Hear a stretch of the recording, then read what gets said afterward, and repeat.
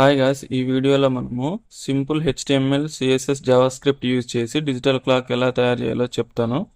So output అయితే ఇలాగ ఉంటుందన్నమాట.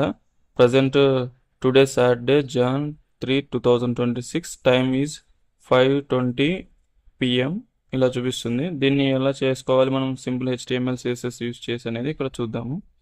ఫస్ట్ అయితే మనం సింపుల్ HTML కోడ్ అయితే రాసుకుంటాము. అండ్ ఇక్కడ నేను అంతా ఇంటర్నల్ CSS అండ్ ఇంటర్నల్ జావాస్క్రిప్ట్ని యూజ్ చేశాను అనమాట. సో ఇక్కడైతే మనకి ఫస్ట్ మెటా ట్యాగ్, ఈ ట్యాగ్స్ అనేటివి రాసుకుంటారు కదా. Doctype, HTML, root elements రాసుకున్న తర్వాత నెక్స్ట్ ఎలిమెంట్స్ అనేది రాసుకుందాము. ఎలిమెంట్స్ ఏంటంటే నేను సింపుల్గా ఒక కంటైనర్ తీసుకున్నా డివ్ ట్యాగ్లోని, దానికి ఒక కంటైనర్ అని క్లాస్ నేమ్ ఇచ్చేసాను.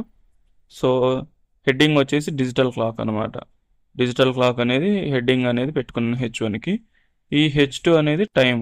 ఇక్కడ నేను టైం అనేది ఎంటీగా పెట్టాను, ఎందుకంటే మనం యూజింగ్ జావా స్క్రిప్ట్ మనమైతే షో చేస్తాం అనమాట. అంటే ఇప్పుడు మనకి ఇక్కడ చూపిస్తుంది చూడండి, ఇది H2 ట్యాగ్ అనమాట. ఇదంతా H2 ట్యాగ్లోన జావా స్క్రిప్ట్ను యూజ్ చేసి పుష్ చేస్తాం మనం.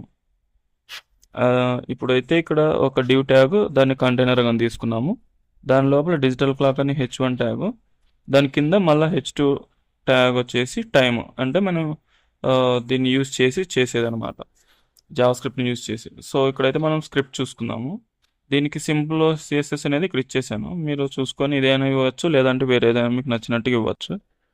నెక్స్ట్ వచ్చేసి స్క్రిప్ట్ చూసుకున్నట్లయితే సింపుల్గా రిజల్ట్ అనే వేరియబుల్లోన నేను టైం అనే ఎలిమెంట్ని స్టోర్ చేశాను అనమాట.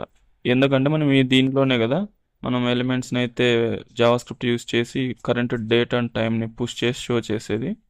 సో అందుకని రిజల్ట్ అనే దాంట్లో నేను ఈ ఎలిమెంట్లోనే స్టోర్ చేసుకున్నాను. నెక్స్ట్ ఒక ఫంక్షన్ అయితే రాశాను. ఆ ఫంక్షన్ లేకుండా కూడా మనం చేయొచ్చు, కానీ ఫంక్షన్ లేకుండా చేస్తే మనకి ఒకసారి లోడ్ చేసినప్పుడు ఏ టైం అయితే ఉంటుందో ఆ టైం మాత్రమే ఉంటుంది. ఇక్కడ నేను వచ్చేసి ఇది నార్మల్ ఫంక్షన్ యూజ్ చేశాను. ఇంకొకటి వచ్చేసి సెట్ ఇంటర్వెల్ ఫంక్షన్ అనేది యూజ్ చేశాను. ఇదే ఎలా వర్క్ అవుతుంది అనేది కూడా చెప్తాను. ఫస్ట్ అయితే మనకి డిజిటల్ క్లాక్ ఫంక్షన్లోన న్యూ డేటా ఆబ్జెక్ట్ని, ఇది డిఫాల్ట్ జావా స్క్రిప్ట్ ఫంక్షన్ అనమాట. ఇది ఈ ఆబ్జెక్ట్ రెఫరెన్స్ తోటి మనము కరెంట్ డేట్ని అండ్ కరెంట్ టైంని అయితే గెట్ చేసుకోవచ్చు. అదే నేను గెట్ చేసి డేట్ అండ్ టైం వేరియబుల్స్లో స్టోర్ చేసుకొని, ఇక్కడ రిజల్ట్ అనేది మనకి H1 ట్యాగ్, H2 ట్యాగ్ కదా, దానికి ఇన్నర్ HTML అనేది ప్రాపర్టీ అనమాట. ఇన్నర్ HTML అంటే దాన్ని పెట్టి మనం ఏదైనా డేటాని ఎంటర్ చేసామనుకోండి, అది ఇక్కడ విజిబుల్ అవుతుంది H2 ట్యాగ్లో. సో అలాగా ఇక్కడ టుడే, డేట్, టైం ఇవి డైనామిక్ అనమాట. ఈ డాలర్ సింబల్ అండ్ కర్లీ బ్రేసెస్లో ఉంటే డైనామిక్ అని అర్థము. సో నేను ఇప్పుడు ఈ ఫంక్షన్ని సెట్ ఇంటర్వెల్ ఎందుకు కాల్ చేశానంటే, ఇది లేకపోతే మనకి ఒక్కసారి చూడండి, ఇది లేకపోతే మనకి ఓకే ఒక్క నిమిషం, ఆ ఫంక్షన్ కాల్ చేయకుండా రన్ అవ్వదు. ఇది లేకపోతే ఏమవుతుందంటే మనకి ఇక్కడ ఏ లోడ్ చేసినప్పుడు ఏ టైం అయితే ఉంటుందో ఆ టైం వరకే స్టక్ అయిపోతుంది. ఇది అనేది కంటిన్యూగా అవ్వదనమాట. సో అందుకని మనం సెట్ ఇంటర్వెల్ అనేది పెట్టాం. ఇక్కడ సెట్ ఇంటర్వెల్ అనేది టైమింగ్ ఫంక్షన్. ఇవన్నీ మీకు జావా స్క్రిప్ట్లో చాలా తెలిసే ఉంటాయి.